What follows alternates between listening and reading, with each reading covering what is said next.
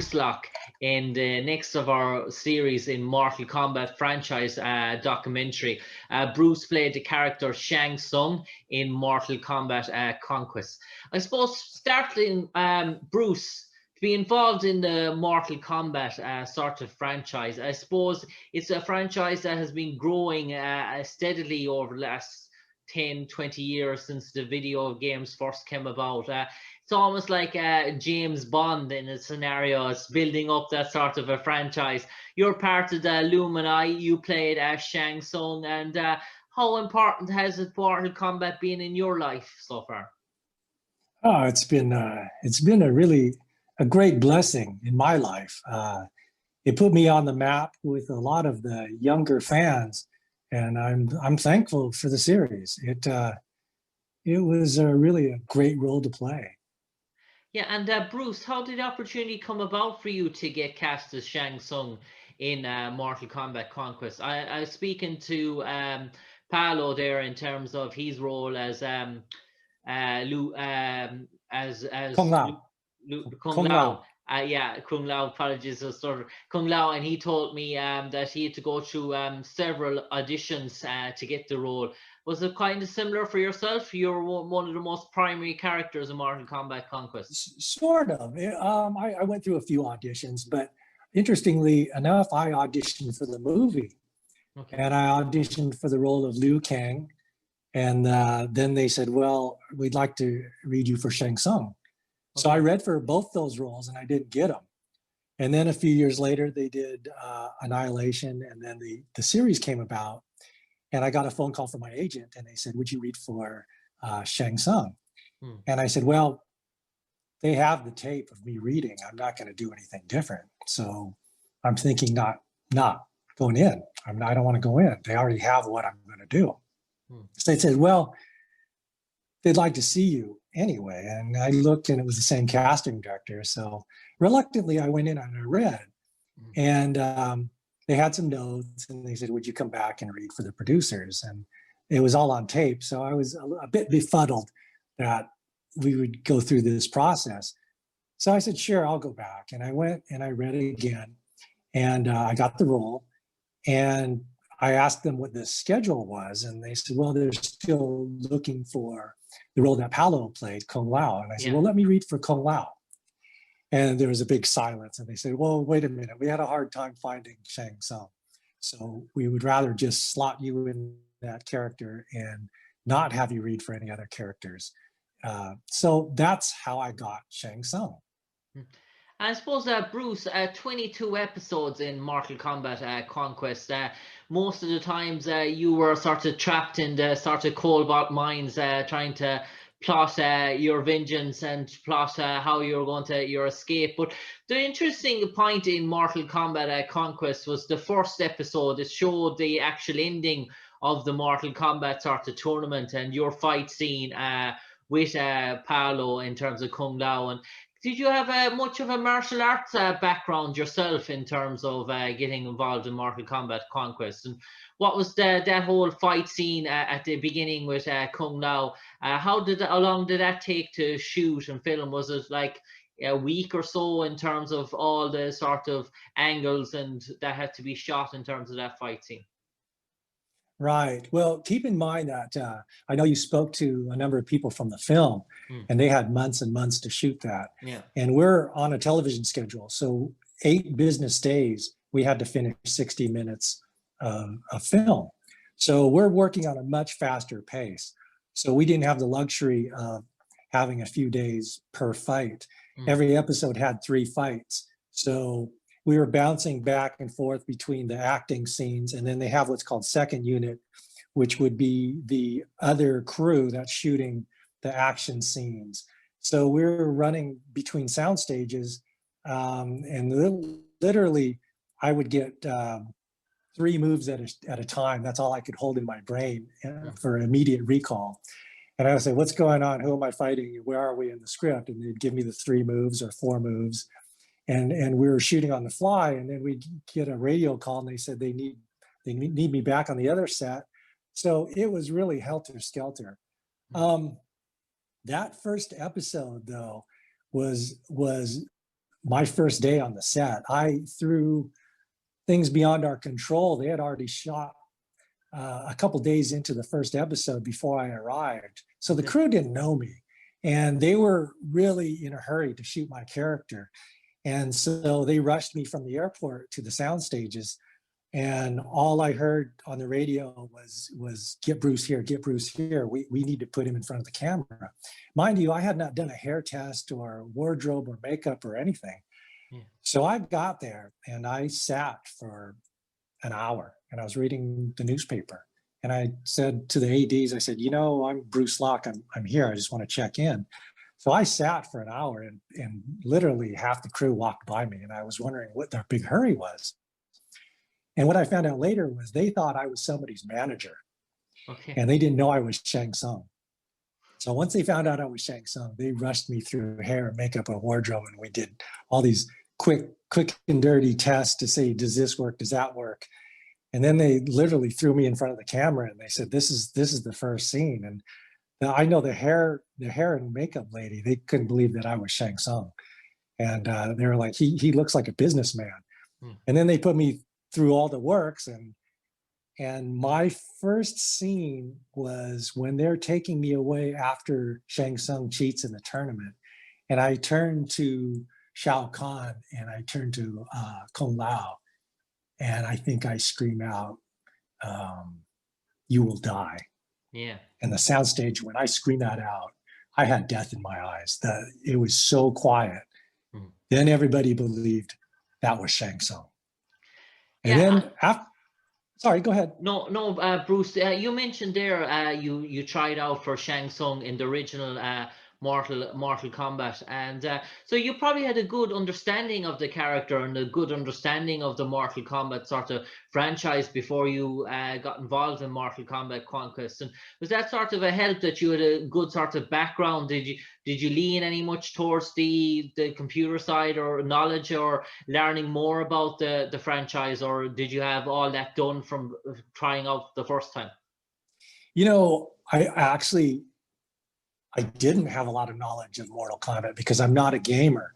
Okay. And so the way I approached the character, even when I read for the movie, was what was in the part of the script that was given to me, and my job as an actor to bring Shang Tsung to life. So what happened in the game and what his powers were and his interaction with the other characters were immaterial to me. It was bring the character to life.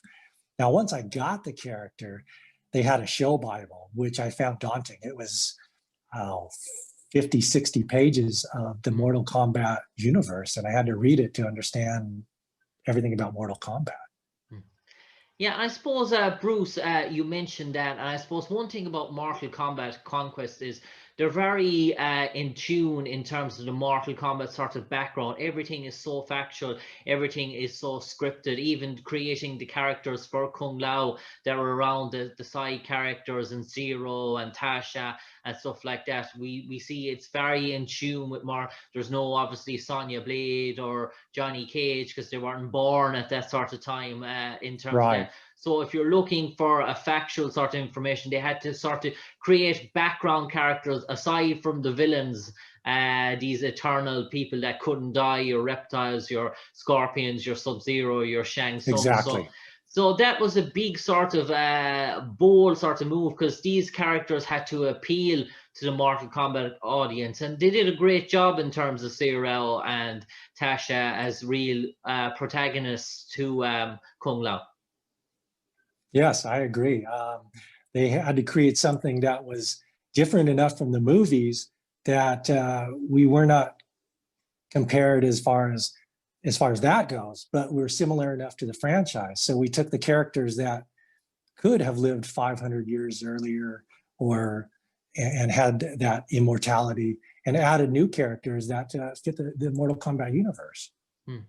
Yeah, and Bruce, one of your sidekicks throughout your time in Mortal Kombat Conquest was the character Vorpax, and Tracy Douglas was played by Tracy Douglas, and that was a sort of new character as well. And that sort of most of your on scenes were with her, and a really sort of good sort of chemistry, but she was sort of in terms of the two timings out the road, she was playing you off against Shao Kahn and playing you off against other parts just to stay alive and that sort of series. So, but Shang Tsung really knew what was going on all the time. Let's be clear about that. Yeah. So Bruce, in terms of that interaction with sort of that character Vorpax as well, that was sort of your main sort of go-to in Mortal Kombat, right, sort of conquest. So that chemistry between you two was very important. Yes, and we both understood that on the first day of shooting, which was something that was difficult to create because I did not know Tracy Douglas, and also there was no background on Vorpax. So we had to create a backstory for her and a relationship. And one of the things we wrestled with was she had to have been dangerous enough to have an impact. Otherwise, Shang Tsung would be dismissive of her. And there had to be a sexual chemistry, and there had to be all these different levels of relationship that we had to create, and we just met each other. Yeah, and I suppose Bruce, one of your most iconic scenes throughout Mortal Kombat Conquest is probably taking the lives of others and taking their essence of their soul. So in terms of when you sort of shoot those sort of scenes, and you sort of, when you look back for the first time, you look back and you saw it projected on the screen, this sort of green sort of thing coming from your hands, what was your initial reaction? Were you taken back by it a bit? Because I imagine you're just pausing with your hands there for 30 seconds over somebody and they're just jerking on the ground for no apparent reason. Right. Well, obviously you've been on a movie set. So I was smiling just like I am now. So what happened the first, anytime you do a special effects, is you turn to the special effects coordinator or the director, whoever has the answer, and you say, what happens here? And they say, well, you're taking a soul to replenish your energy supplies. I'm like, And so he always says, your soul is mine. And then what happens? And they say, well, their life energy flows. And I say, is it already established how he does it, or may I have some liberties? And then you play around with how you want to do it. And they go, yeah, do that. And I go, how long? And they said, we'll give you a countdown. And they'll take that person's voice out. So I'll take the soul and they'll say more intense. And then they'll say done. And then I've replenished myself. And then they put in all the special effects. Yeah, and I do ask, I say, what does it look like? And they'll tell me. Bruce, in terms of your set, it was sort of the Kombat Mines. Speaking to Paolo, he told me it was a studio there in Hollywood in terms of a sort of a set that you had. And what was your sort of set? Was it just a sort of a background? Because most of your set was actually done, I'd say, in the studio rather than offset locations. Right. Well, actually, we were in Orlando, Florida. And we were at the Disney MGM studios. So we had 3 indoor sound stages, and my Cobalt Mine took up one of the whole sound stages. So that was sort of my domain. And I was lucky enough to be able to interact with the set designer and ask him what he had in mind when he built this or that. And he was very thrilled because I tried to make that set my own, that I knew it. I knew it and I used the set. And he was very thankful that I just didn't walk in and walk out, that I would crawl on the rocks and I would use it as though I had been there a long time. So he was thrilled that I utilized what he had built. And yeah, I spent most of my time there. And then the other times we were out actually in the swamps of the Disney World properties. It was hot and humid. And I know Brian Thompson spoke about the heat in Thailand.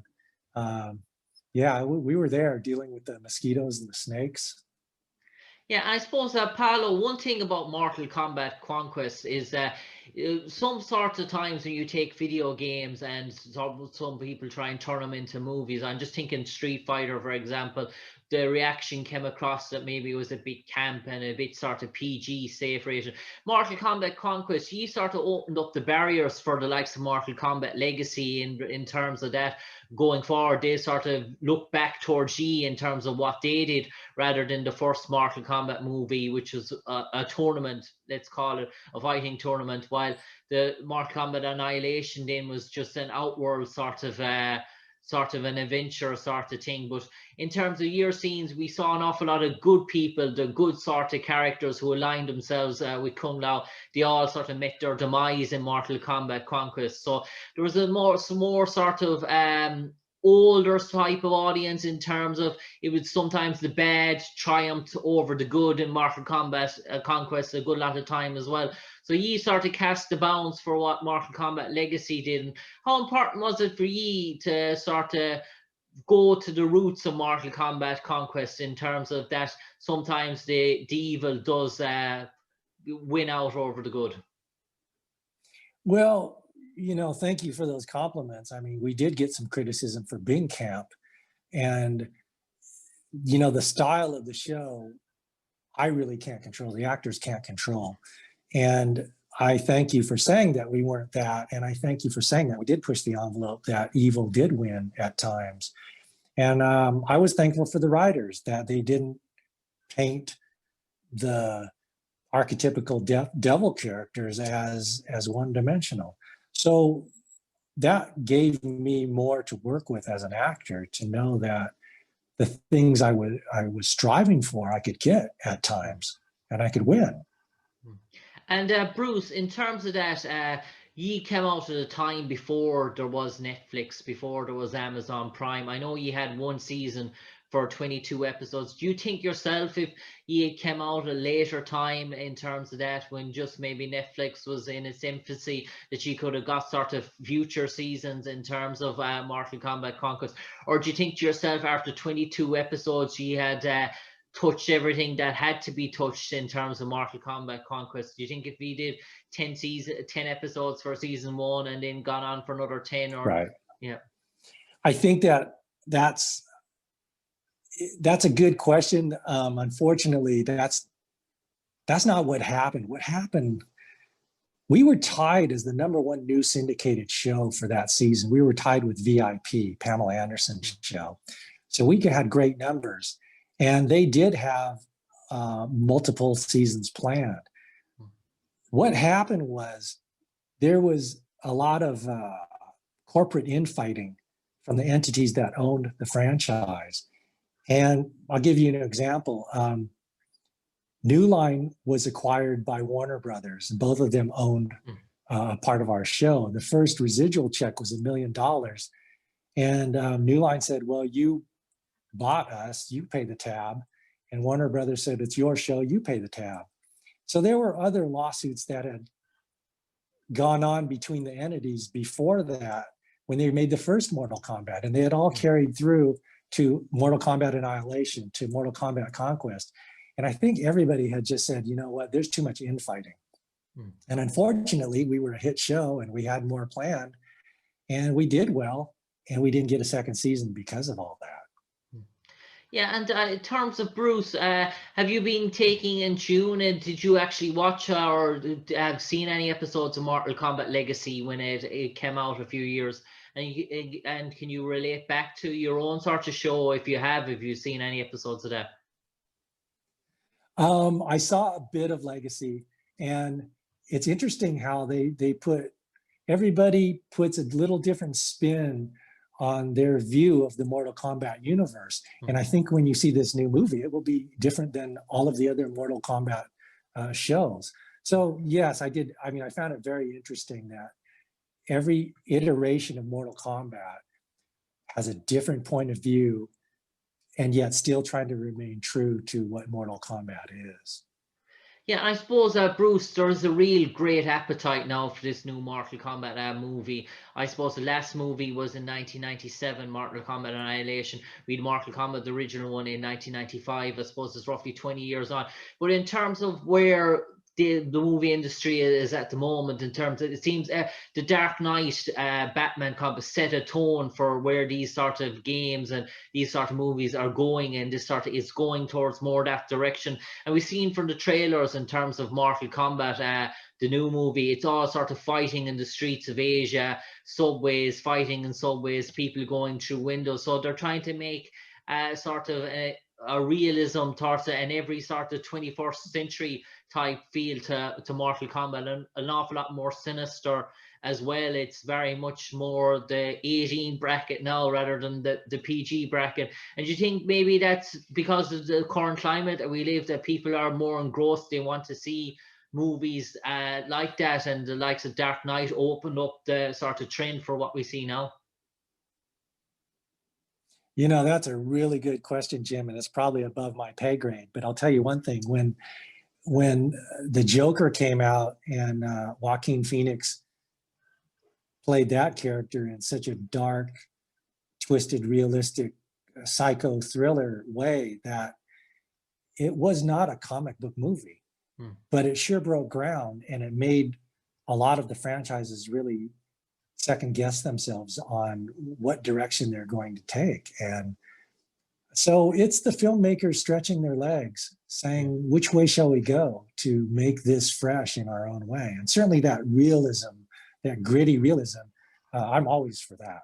And I suppose, Bruce, in terms of your character, Shang Tsung, in terms of the sort of portrayal of him, in terms of the sort of the cunning sort of plots and the storylines. What struck me about Mortal Kombat Conquest was that every episode could really stand on its own. If you hadn't seen the series, if you hadn't seen episode 3 or 4, you could just turn on and watch episode 8 or 9, and you could watch it for the hour. It had a beginning, it had a middle, and it had an end, and it wasn't relying on the sort of past episodes. So you could actually watch Mortal Kombat Conquest episode 12, 14, and then afterwards maybe watch 2 or 3, and it wouldn't be like there's no direct line where you had to follow it as such. Right. I think today they have storylines that last multiple episodes, or if not the whole season. And I think that's the trend of which way television, Netflix, Amazon, Hulu, et cetera, are going now, where you have a through line that lasts many episodes, if not the whole season. And I suppose, Bruce, when you were on set and when you look back and you saw probably the episodes of Mortal Kombat Conquest, in terms of the scenes that you weren't involved in itself, some of the fight scenes, were you taken back when you looked at some of the fight scenes with Noob Saibot or Rain or characters like that, or were you just so much in times that you had such a hectic sort of schedule? Once your shooting was done, it was basically go home and for the next episodes, or were you able to take in some of the action around you as well? Jim, a little bit of both. I mean, keep in mind, we made that around 1999, and I had done RoboCop 3 in 10 years before that. So I had been in that action genre for a good 10 years and worked with a lot of the best martial arts in the world. So it's not that I wasn't used to it. It's that we were so busy. But there were times when I knew we had, because they hired world champion, national champion fighters to come in to work. There were times where I knew who was on the set, and I made it a point to be there to watch the fight.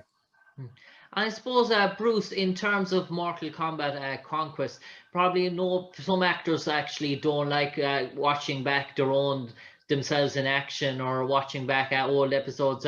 For you, in terms of projects you have been in, do you get some sort of pleasure or joy, or kids or family or relatives that look back and say, look, there's my granddad or my uncle, he was Shang Tsung in Mortal Kombat, and do you still get some sort of joy looking back at some of those episodes, or a young relative or something looking at, because Mortal Kombat is still very popular, what it was back then as it is now?